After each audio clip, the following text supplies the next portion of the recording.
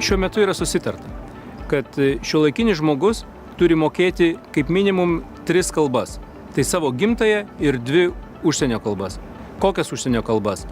London Cities, kaip pagrindinis finansų centras, sako, kad turėtų būti viena rytietiška, viena vakarietiška.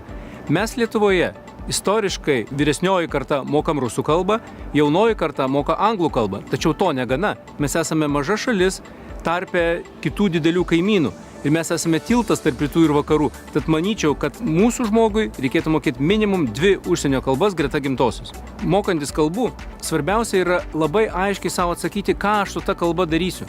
Mes pamirštame apie pagrindinį aistros komponentą. Sako, aš mokysiuos kalbų todėl, kad aš tiesiog noriu mokėti. To neužtenka. Visos metodikos, kurias mes turim, jos yra paruoštos tam, kad žmogus išmoktų. Mums nereikia lankytojų. Visi pas mus atėję turi išmokti iš taško A, turite nueiti į tašką B. Ir turite tą padaryti per tam tikrą laiką. Ir tos metodikos tokiu būdu ir sukurtos.